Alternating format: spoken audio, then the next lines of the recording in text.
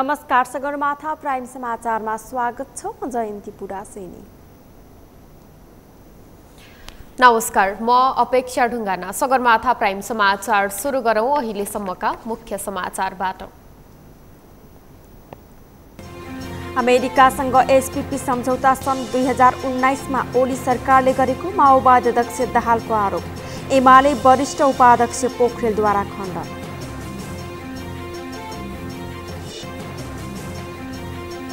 करको दर परिवर्तन गर्दा राष्ट्रघात नगरेको अर्थमन्त्रीको दाबी। व्यापारीका प्रतिनिधि राखेर कमिसन लिई बजेट बनाएको एमाले अध्यक्ष ओलीको आरोप।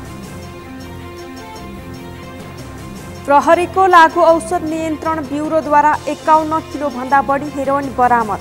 लागू पदार्थ कारोबार तथा ओसार पसारमा संलग्न 7 विदेशी महिला पक्राउ। अस्ट्रेलियामा न्यूनतम पारिश्रमिक 5% भन्दा धेरै बढ्यो। मजदुरले हप्तामा कम्तीमा थप $40 अस्ट्रेलियन कमाउने।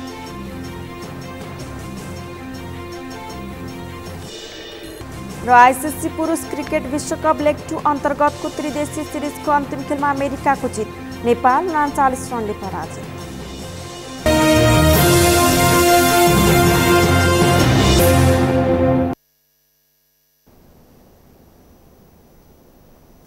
सगरमाथा प्राइम समाचार अब विस्तारमा। सत्ता साझेदार दल नेकपा माओवादी केन्द्रका अध्यक्ष पुष्पकमल दाहालले एमालेका अध्यक्ष केपी शर्मा ओली नेतृत्वको सरकारले एसपीपी सम्झौता गरेको आरोप लगाउनु भएको छ। आज पार्टी केन्द्रीय कार्यालय पेरिसटाडामा आयोजित 21औं रीत बहादुर खड्काको स्मृति सभा तथा दोलखा जिल्लाका स्थानीय तहमा निर्वाचित जनप्रतिनिधिहरूलाई शुभकामना दिँदै अध्यक्ष दाहालले यस्तो बताउनु भएको हो। उहाँले एसपीपी सम्झौता कार्यान्वयन गर्ने काम सन् 2019 सालमा केपी ओली नेतृत्वको सरकारले गरिसकेको तथ्य इतिहासमा रहेको भन्दै त्यसलाई हरेक नेपालीले बुझ्न आवश्यक रहेको बताउनुभयो। अध्यक्ष दाहालले प्रधानमन्त्री शेरबहादुर देउवाले सैन्य सम्झौता गर्दिन भन्ने वचन दिएको बताउँदै कोही नागरिक भ्रममा नपर्न आग्रह गर्नुभयो।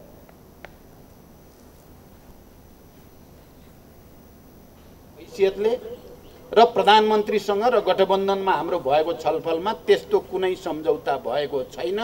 सम्झौता त्यस्तो कुनै सैन्य सम्झौता हुने छैन। यो घोषणा म यहाँबाट गर्न चाहन्छु। हुने छैन। प्रधानमन्त्रीजीले म कुनै पनि हालतमा त्यस्तो खालको सम्झौतामा जान्न भनेर त्यो कमिटमेन्ट उहाँले पनि गर्नुभएको छ। कोही भ्रममा पर्न जरुरी छैन। बरु यो एसपीपी सम्झौता कार्यान्वयन गर्ने काम 2019 सालमा केपी ओली नेतृत्वको सरकारले सम्झौता गरिसकेको तथ्य इतिहासमा छ। यो कुरा हामी सबैले बुझ्न जरुरी छ। तर हाम्रो यो गठबन्धन त्यस्तो कुरामा लाग्दैन, जाँदैन। हामी नेपालको राष्ट्रिय स्वाधीनताको पक्षमा, नेपालको विकास र समृद्धिको पक्षमा दृढतापूर्वक उभिन्छौँ। अध्यक्ष दाहालले गठबन्धन सरकार एसपीपी जस्तो सैन्य सम्झौता गर्ने पक्षमा नरहेको स्पष्ट पार्दै नेपालको राष्ट्रिय स्वाधीनता, नेपालको विकास र समृद्धिको पक्षमा दृढतापूर्वक उभिने प्रतिबद्धता जनाउनुभयो। उहाँले नेपालको समृद्धि र विकासको यात्रा पनि सहमति र सहकार्यबाट गर्ने बताउनुभयो। उहाँले एक्लै अघि बढ्ने अहंकार, निरङ्कुशता र राजकता सबैले तोड्न आवश्यक रहेको पनि बताउनुभयो।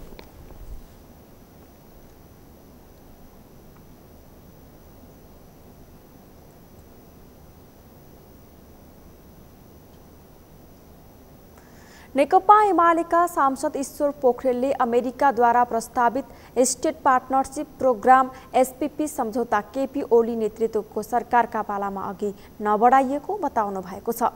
आजको प्रतिनिधि सभा बैठकमा सांसद ईश्वर पोखरेलले एसपीपी सम्झौता केपी ओली नेतृत्वको सरकारको पालामा अघि बढाइएको भनेर गलत कुरा सम्प्रेषण गरिएको बताउनुभयो। उहाँले गठबन्धनले तथ्य विपरीत र पूर्वाग्रहपूर्ण कुरा गरेको बताउनुभयो। उहाँले एसपीपी प्रस्ताव नेपाल आउँदा नेपाली कांग्रेस नेतृत्वको सरकार रहेको दाबी गर्नुभयो। पूर्व उपप्रधान तथा रक्षा मन्त्री समेत रहनुभएका सांसद पोखरेलले आफू मन्त्री रहँदा त्यसबारेमा कुनै पनि सकारात्मक कुरा गरेको केही लिखितहरू वक्तव्यहरू माइनोटहरू भए संसदमा प्रस्तुत गर्न चुनौती दिँदै त्यसको पूर्ण जवाबदेही लिन तयार रहेको बताउनुभयो। त्यतिखेर यो प्रस्तावको विषयमा कुरा आएको र आफूहरूले कार्यदल बनाएको स्मरण गर्दै उहाँले कार्यदलले सम्झौता अगाडि बढाउनु हुँदैन भन्ने निष्कर्ष निकालेपछि आफूहरूले कुनै प्रक्रिया अगाडि नबढाएको स्पष्ट पार्नुभयो। यो प्रस्ताव औपचारिक ढङ्गले पोजिटिभ रिस्पोन्स गरेर नेपालको तर्फबाट पठाइएको थियो। सभामुख महोदय, 2015मा यो मुलुकमा कसको नेतृत्वमा सरकार थियो, प्रधानमन्त्री को थियो, रक्षा मन्त्री को थियो, त्यो प्रधानमन्त्री र रक्षा मन्त्री हुने पार्टीले यसको बारेमा के भन्छ। 2017मा जसले यो एसपीपीलाई यो स्टेट पार्टनरसिप प्रोग्रामलाई सकारात्मक ढङ्गले अमेरिकालाई पठायो, त्यस बेलामा मुलुकलाई नेतृत्व गर्ने प्रधानमन्त्री को थियो। गठबन्धनका नेताहरू आज गलत ढङ्गले झुट कुरा बोलिरहनु भएको छ। उहाँले गठबन्धनका नेताहरूले ओली नेतृत्वको सरकारलाई आरोप लगाएको उल्लेख गर्दै प्रमाण पेश गर्न चुनौती दिनुभयो। प्रमाण पेश गर्न नसके गैर जिम्मेवार अभिव्यक्तिका लागि क्षमा माग्नुपर्ने उहाँले बताउनुभयो। गृहमन्त्री बालकृष्ण खाँडले अमेरिकी स्टेट पार्टनरसिप प्रोग्राम एसपीपीमा नेपाल सरकार आबद्ध नभएको बताउनु भएको छ। आज विनियोजन विधेयक अन्तर्गत रक्षा मन्त्रालयको तर्फबाट सांसदहरूले उठाएका प्रश्नको जवाफ दिँदै गृहमन्त्री खाँडले यस्तो जवाफ दिनुभएको हो। उहाँले अमेरिकाको स्टेट पार्टनरसिप एसपीपी कार्यक्रममा आबद्ध हुने सरकारको कुनै योजना नभएको दाबी गर्नुभयो। गृहमन्त्री खाँडले नेपाल सरकार एसपीपीमा आबद्ध हुने सोचमा पनि नभएको भन्दै नेपाल राष्ट्र सङ्घको सदस्य भएकाले कुनै पनि देशको सैन्य गठबन्धनमा जोडिन नसक्ने बताउनुभयो। उहाँले नेपालको भूमिभित्र राष्ट्रहरूलाई प्रयोग गर्न नदिन सरकार पूर्ण प्रतिबद्ध रहेको बताउनुभयो। नेपाल आबद्ध भएकै छैन, यस सम्बन्धी नेपाल सरकारले कुनै निर्णय गरेको पनि छैन, यस सम्बन्धीमा कुनै निर्णय गर्ने सोच राखेको पनि छैन। त्यसमा म सुस्पष्ट रूपमा आफ्नो प्रतिबद्धता व्यक्त गर्न चाहन्छु। नेपालको भूमि हाम्रा मित्र राष्ट्रहरू विरुद्ध प्रयोग हुन नदिन सरकार पूर्ण प्रतिबद्ध रहेको छ। नेपालको भूमि कुनै पनि मित्र राष्ट्र विरुद्ध कुनै पनि प्रकारले प्रयोग हुन दिँदैनौँ, यसमा नेपाल सरकार दृढ छ। अन्त्यमा नेपाल प्रोग्राममा नेपाल संलग्नै छैन र संलग्न हुने सोच पनि छैन। मैले अघि आफूले बोल्दाखेरि पनि यो कुरा गरेँ, नेपाल सरकारकै तर्फबाट म प्रतिबद्धता व्यक्त गर्न चाहन्छु र यो एसपीसी प्रोग्राममा नेपालको कुनै संलग्नता रहने छैन, किनकि नेपाल संयुक्त राष्ट्रसङ्घको सदस्यको रूपमा रहँदा असंलग्न परराष्ट्र नीति र पञ्चशीलको नीतिलाई हामीले अवलम्बन गरेका छौँ।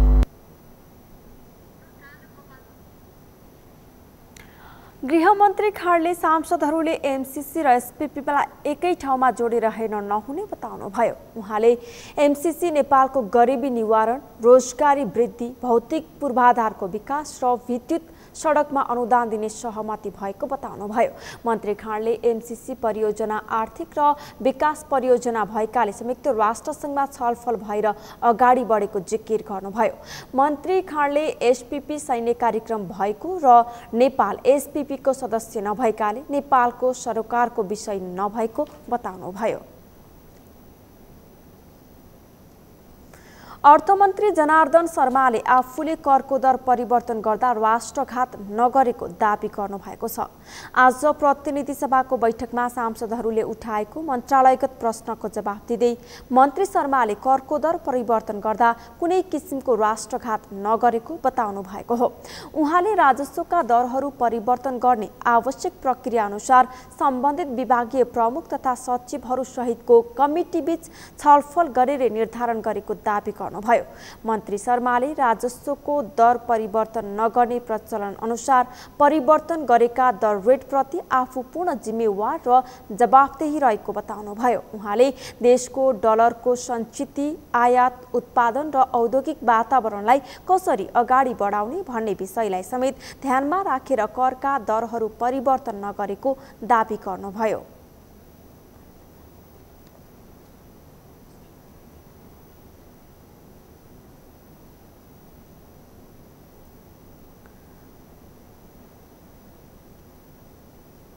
डलरको सञ्चितलाई समेत ध्यान दिएर, हाम्रो आयातलाई समेत ध्यान दिएर र हामीले उत्पादनलाई समेत ध्यान दिएर देशको औद्योगिक क्षेत्रलाई समेत कसरी अगाडि बढाउने भन्ने कुरालाई ध्यान दिएर नै दरहरू चेन्ज भएको कुरा म स्पष्ट गर्न चाहन्छु। अर्थमन्त्री शर्माले कोरोना बिमा बापत पाउने रकम भुक्तानीका लागि बिमा कम्पनीहरूसँग छलफल भइरहेको पनि बताउनुभयो।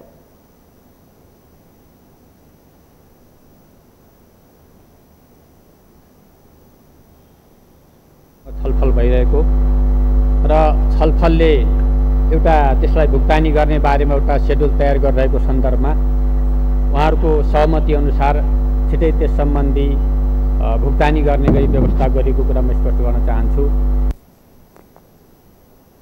मन्त्री शर्माले बिमा कम्पनीहरूसँग भएको छलफल अनुसार छिट्टै रकम भुक्तानी दिने प्रक्रियाको तयारी गरिरहेको समेत बताउनुभयो।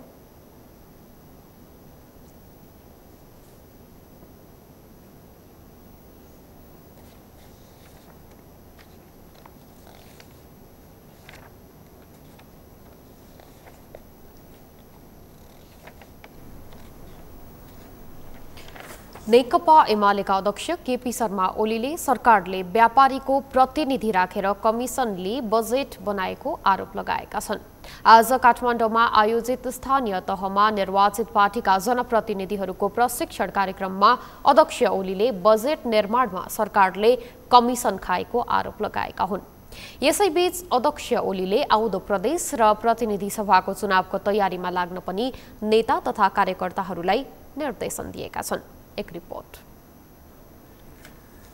नेकपा एमालेका अध्यक्ष केपी शर्मा ओलीले सरकारले व्यापारीको प्रतिनिधि राखेर कमिसन लिई बजेट बनाएको आरोप लगाएका छन्।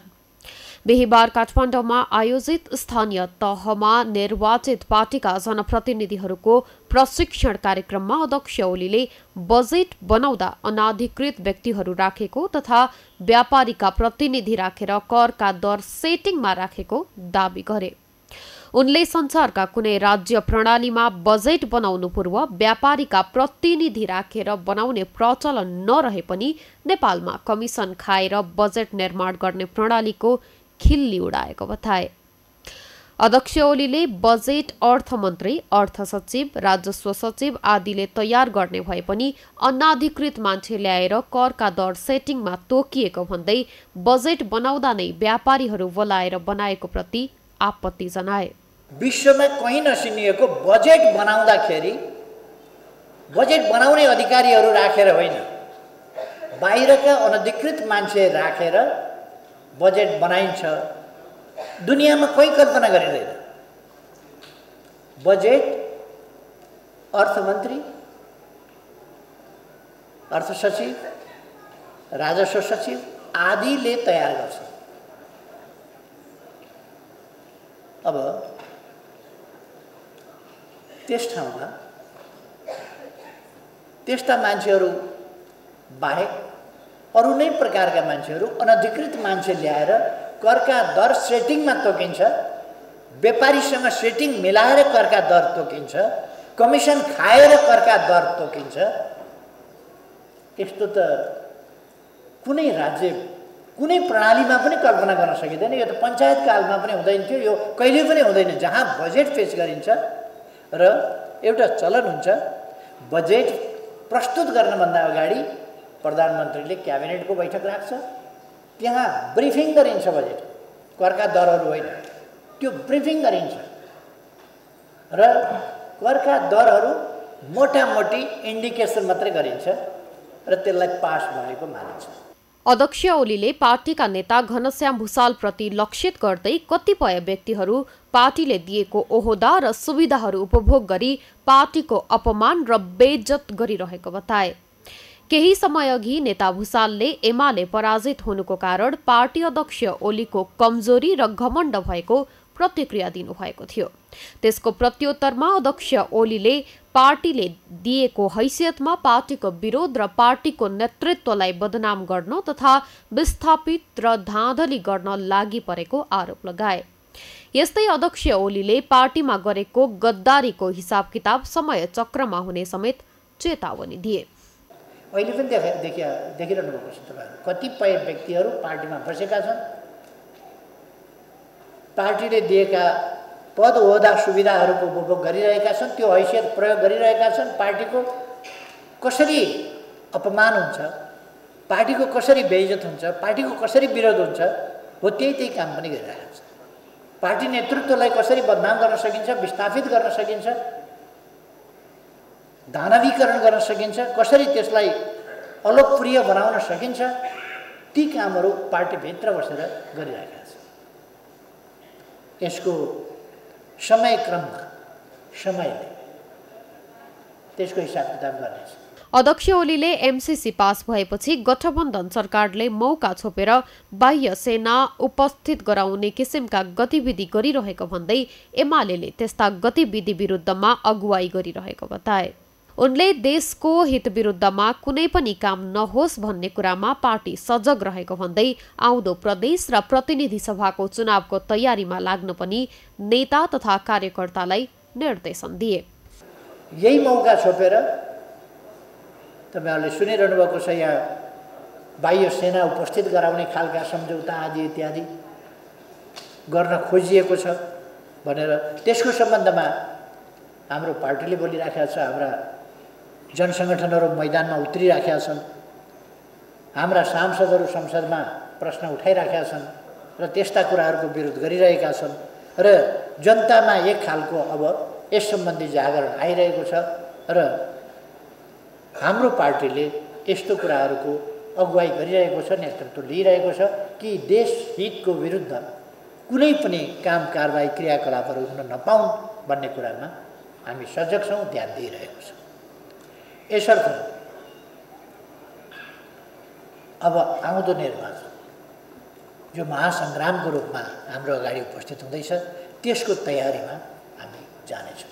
अध्यक्ष ओलीले आगामी चुनावमा एमालेलाई हराउन अन्य कुनै पनि पार्टीले नसक्ने दावी गर्दै आफ्नै पार्टीबाट चुनावमा हराउन सकुनी, मिर्जाफर र मिर कासिमहरू निस्किएको टिप्पणी गरे। उनले जनताले स्थानीय तहमा पार्टीले गरेका कामहरूलाई हेरेर मतदान गर्ने भन्दै स्थानीय जनप्रतिनिधिहरूले उदाहरणीय काम गरेर देखाउन निर्देशन दिए। अध्यक्ष ओलीले स्थानीय तह निर्वाचनमा कतिपय स्थानमा एमाले आफ्नै कमजोरीका कारण हारेको स्वीकार गरे। उनले कमजोरी सच्याएर अघि बढेको भए पार्टीले थप 88 सिट जित्ने उल्लेख गर्दै एमाले नै पहिलो पार्टी बन्नेमा द्विमत नरहेको जिकिर गरे। अध्यक्ष ओलीले जनमतका हिसाबमा अझै पनि एमाले पहिलो पार्टी भएको दावी गर्दै बुथ कब्जा, उम्मेद्वारहरू गिरफ्तार, राज्य शक्तिको दुरुपयोग र पैसाको चलखेल नभएको भए एमाले नै पहिलो पार्टी बन्ने बताए। समाचारमा पालो भएको छ विश्रामको। विश्रामपछि प्रहरीको लागू औषध नियन्त्रण ब्युरोद्वारा 51 किलोभन्दा बढी हेरोइन बरामद। लागू पदार्थ कारोबार तथा ओसार पसारमा संलग्न 7 विदेशी महिला पक्राउ। अस्ट्रेलियामा न्यूनतम पारिश्रमिक 5% भन्दा धेरै बढ्यो। मजदुरले हप्तामा कम्तीमा थप $40 कमाउने। र आईसीसी पुरुष क्रिकेट विश्वकप लिग 2 अन्तर्गतको त्रिदेशीय सिरिजको अन्तिम खेलमा अमेरिकाको जित, नेपाल 39 रनले पराजित।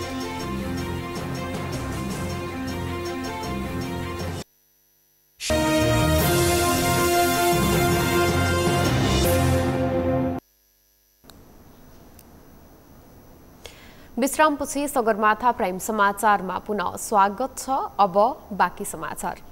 सरकारले नेपाल र बेलायत सरकारको बीचमा भएको द्विपक्षीय श्रम सम्झौता स्वीकृत गर्ने निर्णय गरेको छ। गत जेठ 31 गते बसेको मन्त्री परिषदको निर्णय सार्वजनिक गर्दै आज सरकारका प्रवक्ता एवं सञ्चार तथा सूचना प्रविधि मन्त्री ज्ञानेन्द्र बहादुर कार्कीले सरकारले नेपाल सरकार र बेलायत सरकारको बीचमा भएको द्विपक्षीय श्रम सम्झौता स्वीकृत गर्ने निर्णय गरेको बताउनुभयो। सरकारले जापान सरकारबाट नेपालको मानव संसाधन विकासका लागि प्राप्त हुने जापानी येन 376 मिलियनको अनुदान सहायता स्वीकृत गर्ने निर्णय गरेको छ। यस्तै सरकारले सार्वजनिक खरिद पुनरावलोकन समितिको अध्यक्षमा मोहन कृष्ण सापकोटालाई नियुक्त गरेको छ। प्रवक्ता कार्कीले सार्वजनिक खरिद पुनरावलोकन समितिका अध्यक्ष भीमकुमार ओझाको राजीनामा पनि स्वीकृत गरेको बताउनुभयो। मन्त्री कार्कीले सरकारले AGP Asia Pacific group of money लर्निङको मिति 2079 साउन 8 देखि 12 गतेसम्म मलेसियामा आयोजना हुने वार्षिक साधारण सभामा सहभागिताको लागि सचिवद्वय धनराज गेवाली र उदयराज सापकोटाको वैदेशिक भ्रमण स्वीकृत गर्ने निर्णय गरेको बताउनुभयो। पुनरावलोकन समितिका अध्यक्ष श्री भीमकुमार ओझाले उक्त पदबाट दिनुभएको राजीनामा स्वीकृत गर्ने, सार्वजनिक खरिद पुनरावलोकन समितिको अध्यक्ष पदमा नेपाल सरकारको राजपत्राङ्कित विशिष्ट श्रेणीबाट अवकाश प्राप्त गर्नुभएका श्री मोहन कृष्ण सापकोटालाई नियुक्त गर्ने, APG Asia Pacific group of money लन्ड्रिङको मिति 2079 साउन 8 देखि 12 गतेसम्म मलेसियामा आयोजना हुने वार्षिक साधारण सभामा सहभागिताको लागि सचिवद्वय श्री धनराज ग्यावाली र उदयराज सापकोटाको वैदेशिक भ्रमण स्वीकृत गर्ने। प्रवक्ता कार्कीले 2079 असार 8 देखि 10 सम्म मेक्सिकोमा सञ्चालन हुने सूचना आयुक्तहरूको अन्तर्राष्ट्रिय वार्षिक सम्मेलनमा सहभागी हुन राष्ट्रिय सूचना आयोगका प्रमुख सूचना आयुक्त महेन्द्रमान गुरुङको नेतृत्वको भ्रमण टोलीलाई स्वीकृत दिने, निजी आवास पुनर्निर्माण तथा प्रबलीकरणको कार्यलाई मिति 2079 असार मसान्तसम्म निरन्तरता दिने र सरकारी जग्गा दर्ता तथा लिज उपलब्ध गराउन सम्बन्धी कार्यनीति 2078 स्वीकृत गर्ने निर्णय भएको पनि बताउनुभयो।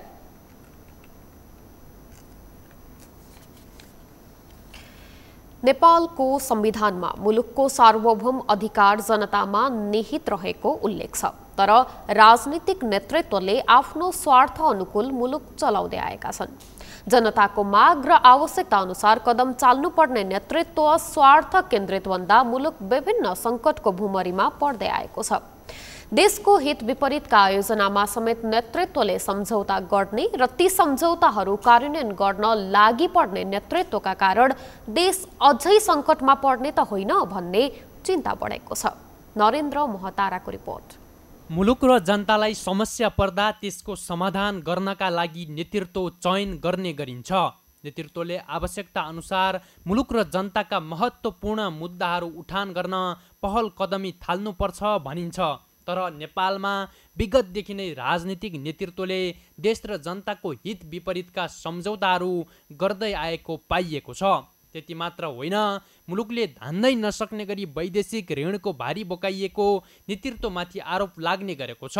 यही नेतृत्वले हरेक नेपालीको थाप्लोमा 65,556 रुपैयाँ ऋणको भार थपेको विभिन्न तथ्यहरूले देखाएको छ। बजारमा महँगी, कालोबजारी र तस्करहरूको बिगबिगी हुँदा पनि राजनीतिक नेतृत्व मौन भएर बसिरहेको सर्वसाधारणको गुनासो छ। भविष्यमा तिर्नै नसक्ने खालका वैदेशिक ऋण समेत स्वीकार गरिँदै आएको पाइएको छ। त्यस्ता ऋणको दीर्घकालीन असर के हुन्छ भन्ने हेक्का नै नराखी धमाधम ऋण स्वीकार गरिनुले कतै देश सङ्कटमा पर्ने त होइन भन्ने चिन्ता बढेको कतिपयको भनाइ छ। वैदेशिक ऋण तथा अनुदान लिँदा समेत नेतृत्वले मुलुकको परराष्ट्र नीति अनुसार ठिक छ कि छैन भन्ने विषयमा छलफल र अध्ययन नगरी हचुवाको भरमा निर्णय गर्नुले निकट भविष्यमा देशको स्थिति दयनीय बन्न सक्ने राजनीतिक दलका नेताहरूको भनाइ छ। यो व्यवस्था भित्रका जुन पार्टीहरू हुन्, संसदीय पार्टीहरू हैन, यसको चाहिँ नि व्यवस्थाका पक्षका पार्टीहरू, त्यसको चाहे प्रतिपक्ष होस् चाहे सत्तापक्ष होस्, ती सबै चाहिँ राष्ट्रघाती काममा संलग्न भएका छन्। तपाईले एकदम ठिक कुरा शब्दको प्रयोग गर्नुभयो। देशै कङ्गाल बनाउने, कङ्गाल मात्रै होइन, अब एउटा स्वतन्त्र राष्ट्र नेपाल थियो हाम्रो पुर्खाले हाम्रो देशको सार्वभौम सत्ताको रक्षा गरेका थिए र यो देश बचाइदिएका थिए हाम्रो लागि। अब यो यिनीहरूले गर्दाखेरि यो देश कङ्गाल मात्रै हुने होइन कि अब विदेशीको चाहिँ अधीनमा अधीनस्थ हुने भयो। केही समय अघि यही नेतृत्वले अमेरिकी आर्थिक सहयोग मिलेनियम च्यालेन्ज कर्पोरेसनसँग सम्बन्धित एमसिसी सम्झौता व्याख्यात्मक टिप्पणी सहित अनुमोदन गरिसकेको छ। यसले आगामी दिनमा पार्ने प्रभाव कस्तो हुन्छ त्यो त हेर्न बाँकी नै छ। तर सो सम्झौता अनुमोदन भएको केही समय नबित्दै सोही देशले अर्को सम्झौतामा हस्ताक्षरका लागि दबाब दिइरहेको छ। नेपाल सरकार र अमेरिकाको उटाहा राज्यको राष्ट्रिय पहरेदार नेसनल गार्ड बीच राज्य स्तरीय सहकार्य कार्यक्रम एसपीपी गर्नका लागि अमेरिकाले प्रस्ताव गरेपछि यस विषयमा बहस र छलफल हुन थालेका छन्। यस्ता सम्झौताले मुलुकलाई भूराजनैतिक द्वन्द्वमा फसाउने रणनीतिका साथ अगाडि बढिरहेको भन्दै विवाद हुन थालेको छ। तर सरकार भने उक्त सम्झौताको बचाउमा उत्रिएको छ। एसपीपी सम्झौता अमेरिकाको एकल चाहना नभई अमेरिका र नेपाल बीचको सहकार्य भएको भन्दै सरकारका अधिकारीहरूले त्यसको बचाउ गर्दै आएका छन्। यद्यपि नेतृत्वकै कारण यति बेला देश र जनताले ठूलो क्षति भोगिरहेको राजनीतिक विश्लेषकहरूको दाबी छ। अहिले जुन ढङ्गले हामीसँग हाम्रो देशको नेतृत्व छ, यिनीहरू अपठित चाहिँ मूर्खहरूको हातमा देशको नेतृत्व छ। मूर्खहरूको हातमा देशको नेतृत्व हुन्जेलसम्म नेपाली जनताले चाहिँ यस्तै हो। अब जनताले चाहिँ अब अलिकति पठित बुझ्ने, यो सन्धि गर्नुहुन्छ कि हुँदैन भनेर चाहिँ सोच्ने, मुलुकको हित केमा छ त्यो बुझ्ने, मुलुकको भू राजनीति कस्तो छ त्यो ठम्ब्याउने, यस्तो खालको नेतृत्व चाहिँ भएको भए अब जनताले पनि चाहिँ त्यस्तै नेता छान्छन् जो अपठित छन्। पार्टी कार्यकर्ताहरूको त कुरै भएन, जो चाहिँ सबैभन्दा लद्दु छ त्यसैलाई नेता मान्छन्। त्यसै कारणले अब अहिले हामीले चाहिँ यो फेजबाट गुज्रिन्छौँ। राजनीतिक नेतृत्वले पटक पटक मुलुक र जनताका हित विपरीतका सम्झौताहरू गर्दै आएको पाइएको छ। जनताबाट चौतर्फी रूपमा विवाद हुँदा पनि निहित स्वार्थका लागि नेतृत्व लिप्त हुनुले मुलुक द्वन्द्वको भुमरीमा पर्ने त होइन भन्ने चिन्ता बढेको छ। सगरमाथा टेलिभिजनका लागि क्यामेरामा सुरेन्द्र राउतका साथमा नरेन्द्र महतारा, काठमाडौँ। मुलुकको शासन सत्ता सार्वभौम जनतामा निहित छ भनिए पनि व्यवहारमा त्यस्तो देखिएको छैन। राजनीतिक नेतृत्वले आफ्नो स्वार्थ अनुकूल शासन चलाउँदै आएका छन्। जनताका माग र आवश्यकताको व्यवस्था गर्दै राजनीतिक नेतृत्व स्वार्थ केन्द्रित भन्दा मुलुकले ठूलो क्षति भोग्नुपर्ने जोखिम बढ्दै गएको छ। यसै सन्दर्भमा आज हामीले सगरमाथा जनबोलीमा सर्वसाधारणलाई सोधेका थियौं, नेताहरूले देश विकास गर्नेमा तपाईँ कतिको आशावादी हुनुहुन्छ? हेरौं उनीहरूको भनाई उनीहरूकै शैलीमा।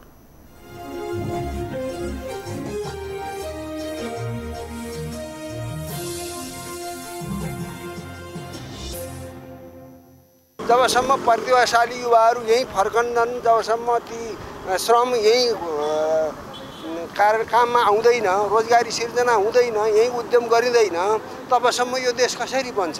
त्यसो हुनाले यतातिर यो अर्थव्यवस्था उल्टो छ, यो नवउदारवादी अर्थव्यवस्था, यो उल्टो अर्थव्यवस्था छ। यसलाई नसुल्ट्याइकन यो देश बन्दैन।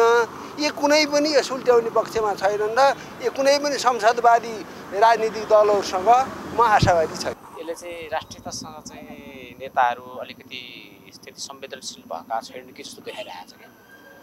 र फेरि अर्को हामीसँग विकल्प पनि छैन। यसलाई चाहिँ हामीले हाम्रो असंलग्न परराष्ट्र नीति अनुसार नै चल्न दिनुपर्छ र विकास र यो नेतृत्वले चाहिँ त्यो एउटा जनताको भावना, यो अहिले जुन परिस्थिति जुन छ त्यो परिस्थितिलाई सम्हालेर अन्ततः फेरि विकास यिनै नेताहरू यिनै राजनीतिक दल हुनु जरुरी छ। यदि सच्चा नेता चाहिँ नेपालमा छँदै छैनन् थिए भने बनाउँथे। नेताले एउटा देशलाई आमूल परिवर्तन गर्नको लागि चाहिँ राजनीति गरेका हुन्। जनताका चाहिँ तल्लो लेभलका जनताहरूको दुःख कष्टलाई चाहिँ साथ दिन्छौँ, हामी उकास्छौँ। सधैँ चाहिँ सामन्तीवाद र चाहिँ यो कृपावाद नातावादले देश लुट्यो। हामी एउटा चाहिँ आमूल परिवर्तन गर्छु भनेर आएका पार्टीहरू पनि चाहिँ बिस्तारै चाहिँ अरू पार्टी जस्तै थिए त्यस्तै पार्टीमा समेत हुँदै गए र नेतासँग बोकेको आशा चाहिँ हामीलाई मरिसकेको छ। देशको जनताको जनजीविकाको सवालमा जनताको पक्षमा हेर्नु, शिक्षाको अवस्था के छ यो देशमा, स्वास्थ्यको अवस्था के छ, नागरिकको नैसर्गिक अधिकार हो शिक्षा, स्वास्थ्य, रोजगार। देश दिनमा चाहिँ हजारौँ मान्छे चाहिँ खाडीको मुलुकमा गइरहेछन्। भनेपछि नेतृत्व जसै पनि जिम्मेवार हुनुपर्छ। देश बनाउँदैन भने आफै चाहिँ बन्छन्।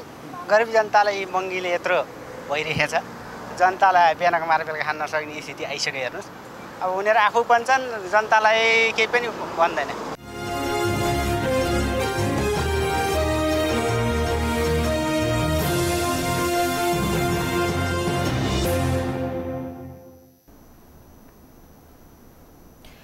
नेपाल प्रहरीको लागु औषध नियन्त्रण ब्युरोले लागु औषध कारोबार र ओसार पसारमा संलग्न 7 जना विदेशी महिलालाई पक्राउ गरेको छ।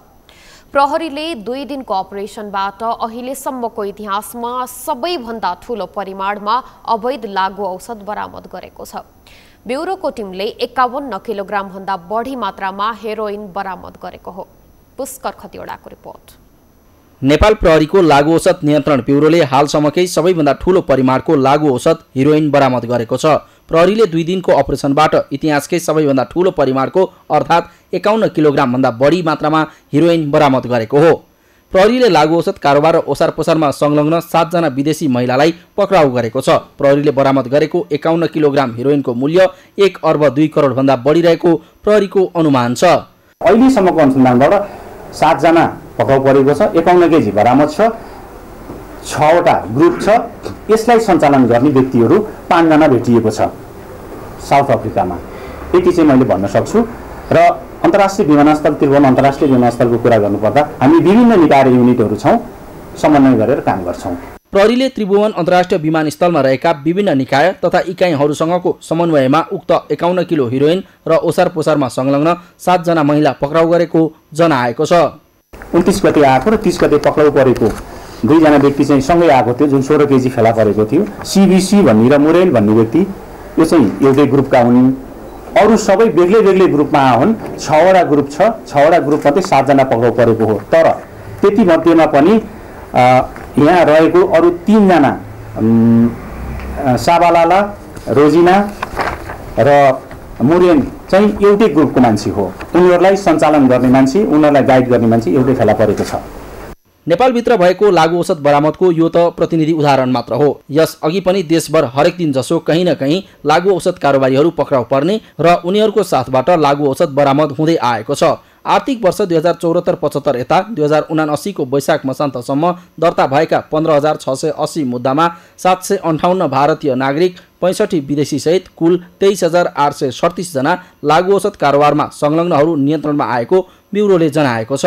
यसरी वर्षेनी ठूलो परिमाणमा लागु औषध बरामद गर्दा पनि यसको कारोबारमा कमी आएको छैन। नेपाल धेरै वर्ष यता लागु औषध तस्करी, उत्पादन र दुर्व्यसनीको जालोमा पर्दै आएको छ।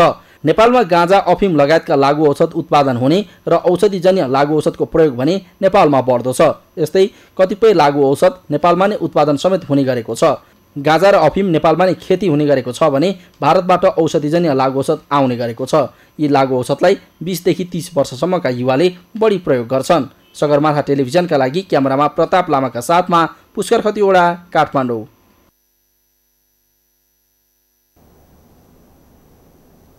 दक्ष जनशक्तिको अभावमा थन्किएको ब्रुमर पुनः सञ्चालनमा आएको छ। सरकारले काठमाडौँ उपत्यकाको सरसफाइका लागि 4 वर्ष अघि टालीबाट करिब 14 करोड रुपैयाँमा ब्रुमर खरिद गरी ल्याएको थियो। तर उक्त ब्रुमर चालक विहीन भएपछि सञ्चालनमा आउन सकेको थिएन। चालक नभएकै कारण थन्किएको ब्रुमर यति बेला पुनः सञ्चालनमा आए पनि दीर्घकालीन रूपमा सञ्चालन हुनेमा सर्वसाधारणले आशंका गरेका छन्। मेनुका लम्सालको रिपोर्ट। जनशक्तिको अभावमा लामो समय थन्किएको ब्रुमर अहिले सञ्चालनमा आएको छ। काठमाडौँ उपत्यकालाई धुलो रहित सडक बनाउन सरकारले 4 वर्ष अघि करिब 14 करोडको लगानीमा इटालीबाट ब्रुमर खरिद गरी ल्याएको थियो। तर ब्रुमर सञ्चालनमा नआउँदा सडक सरसफाइमा समस्या भएको थियो भने आवत जावत गर्न पैदल यात्रीलाई समेत यात्रा गर्न असहज हुने गरेको थियो। ब्रुमरसँगै करारमा आएका चालकको करार सम्झौता सकिएपछि जनशक्तिको अभाव भएको भन्दै ब्रुमर सञ्चालनमा आउन सकेको थिएन। तर यति बेला सोही ब्रुमर पुनः सञ्चालनमा ल्याइए पनि दीर्घकालीन रूपमा सञ्चालन हुनेमा सर्वसाधारणले आशंका गरेका छन्। अब हेर्नु यो हाम्रो जस्तो यो पोलिटिकल इन्स्टेबिलिटी भएको देशमा अब यो केही भन्न सक्ने अवस्था छैन है। होपफुल्ली अब राम्रो होस् यसपालि। अब विश्वस्त त त्यस्तै हो, छैन विश्वस्त त। त्यही पनि अब बालिनजी आउनु भएको छ, उहाँप्रति चाहिँ अलिकति होपफुल एकदमै अप्टिमिस्टिक छौँ हामी सबैजना काठमाडौँको वासीहरू। अब अवरोधहरू आइरहेको छ होइन, आफूले चाहेर चाहिँ उहाँले गर्नुहुन्छ, तर अब बाहिरी अवरोध आउन सक्छ भन्ने चाहिँ लाग्छ मलाई। बाहिरी अवरोध चाहिँ आउँछ, दीर्घकालीन चाहिँ छैन। पार्टीले गर्न दिँदैन, अब गर्न पर्ने हो, उसले चाहिँ एउटा बहुमत ल्याएको हो, उसलाई दिन पर्ने हो, तर पार्टीको कारणबाट उसलाई अलिकति पछाडि हटाएको छ। काठमाडौँ महानगरपालिकासँग 7वटा बाहेक तिब्बत सरकारले दिएको 2वटा र 2071 सालको सार्क सम्मेलनमा खरिद गरिएको सानो आकारको एउटा गरी 10वटा ब्रुमर रहेको छ। करोडौं रकम खर्चेर तामझामका साथ भित्राइएको ब्रुमर केही समय काम गरेपछि थन्किएको हो। तर अहिले काठमाडौँ महानगरका नवनिर्वाचित मेयर बालेन्द्र शाहको पहलमा बुधबारबाट सञ्चालनमा आएका ब्रुमर निरन्तर रूपमा सञ्चालन हुने महानगरले जनाएको छ। दीर्घकालसम्म यो भएन भने न्याय किनेर पनि चलाउनुपर्छ। अहिले यहाँले देख्नु भएको छ जहाँसुकै पनि अब मान्छेले हातले कुचाले बढार्ने भन्दा पनि मेसिनले, ब्रुमर भन्यो भने कुचै हो हुन त, तर मेसिनवाला कुचो हो होइन। त्यो मेसिनवाला अहिले मान्छेले हातले कुचो तपाईँ हाम्रो जस्तो कोठामा कुचो लगाएर बढार्छौँ भने उही बाटामा ब्रुमर मेसिनले लाउँदा चाँडो स्पिड हुने, बोक्नलाई सजिलो, पब्लिकको के अरे ती कर्मचारीहरूको स्वास्थ्यमा प्रतिकूल असर नपर्ने भावनाले ब्रुमर ल्याइयो। यो अहिले के चाहिँ प्रब्लम छ भने काठमाडौँको जुन बाटो छ नि, ब्ल्याक टप जुन बाटो छ त्यो चाहिँ ब्रुमरको लागि त्यति सुइटेबल चाहिँ छैन, तर ब्रुमरको विकल्प पनि छैन। अब ब्रुमर हटाएर तपाईँ बाटो बढार्छु या धुलो तान्छु, डस्ट तान्ने चाहिँ ठुल्ठुलो त कुचोले पनि बढार्न सकिन्छ, तर डस्ट तान्न त अब ब्रुमरको विकल्पै छैन। त्यो त कन्टिन्यू नगर्नुपर्ने कारण पनि छैन र नगर्ने त्यो सोचाइरा पनि राख्न सक्दैन काठमाडौँ महानगरपालिकाले। लामो समय सञ्चालनमा आउन नसकेको ब्रुमर यति बेला सञ्चालनमा आए पनि दीर्घकालीन रूपमै सञ्चालन हुनेमा सर्वसाधारण नागरिक भने विश्वस्त देखिएका छैनन्। आयोजना सञ्चालनमा नागरिकलाई विश्वस्त गर्नेतर्फ पनि सरकारको ध्यान जान आवश्यक छ। सगरमाथा टेलिभिजनका लागि क्यामेरामा कमल श्रेष्ठका साथमा मेनुकालम साल काठमाडौँ। सगरमाथा प्राइम समाचारमा एकैछिन विश्रामपछि। अस्ट्रेलियामा न्यूनतम पारिश्रमिक 5% भन्दा धेरै बढ्यो। मजदुरले हप्तामा कम्तीमा थप 40 अस्ट्रेलियन डलर कमाउने।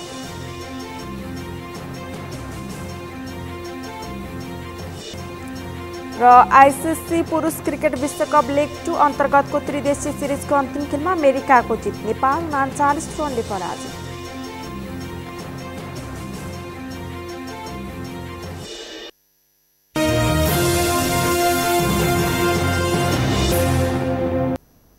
अब पालो अर्थ समाचारको।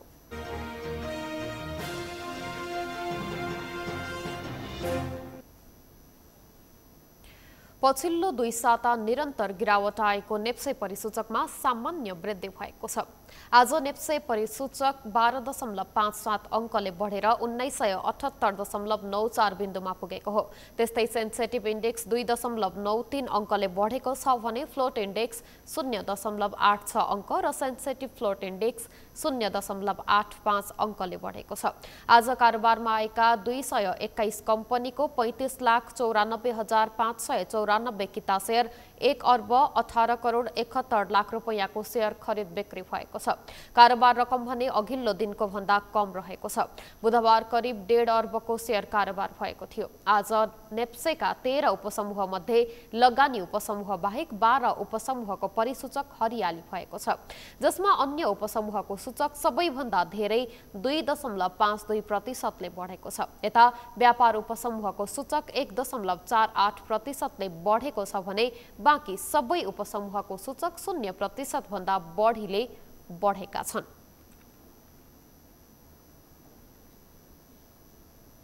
समाचारको अन्त्यमा मुख्य समाचार फेरि एकपटक। अमेरिकासँग एसपीपी सम्झौता सन् 2019 मा ओली सरकारले गरेको माओवादी अध्यक्ष दाहालको आरोप। एमाले वरिष्ठ उपाध्यक्ष पोखरेलद्वारा खण्डन। करको दर परिवर्तन गर्दा राष्ट्रघात नगरेको अर्थमन्त्रीको दाबी। व्यापारीका प्रतिनिधि राखेर कमिसन लिई बजेट बनाएको एमाले अध्यक्ष ओलीको आरोप। प्रहरीको लागू औषध नियन्त्रण ब्युरोद्वारा 51 किलो भन्दा बढी हेरोइन बरामद। लागू पदार्थ कारोबार तथा ओसार पसारमा संलग्न 7 विदेशी महिला पक्राउ।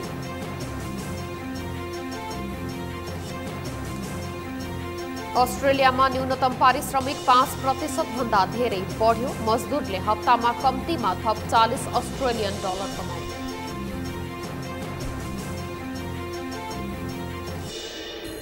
र आईसीसी पुरुष क्रिकेट विश्वकप लेग 2 अन्तर्गतको त्रिदेशीय सिरिजको अन्तिम खेलमा अमेरिकाको जित। नेपाल 39 रनले पराजित। हवस् त सगरमाथा प्राइम समाचार अहिलेलाई सकियो। तपाईँ समाचार बुलेटिनका साथै सगरमाथा टेलिभिजनका सम्पूर्ण कार्यक्रम www.sagarmatha.tv मा पनि पढ्न र हेर्न सक्नुहुनेछ। साथै युट्युबमा youtube.com/sagarmatha TV नेपालमा हेर्न सक्नुहुनेछ। साथै तपाईँ हामीलाई फेसबुकमा पनि facebook.com/STV नेपालमा फलो गर्न सक्नुहुनेछ। समाचारको शिखर, नेपालको गौरव, नेपालको पहिलो न्युज च्यानल सगरमाथा टेलिभिजन हेर्दै गर्नुहोला। नमस्कार।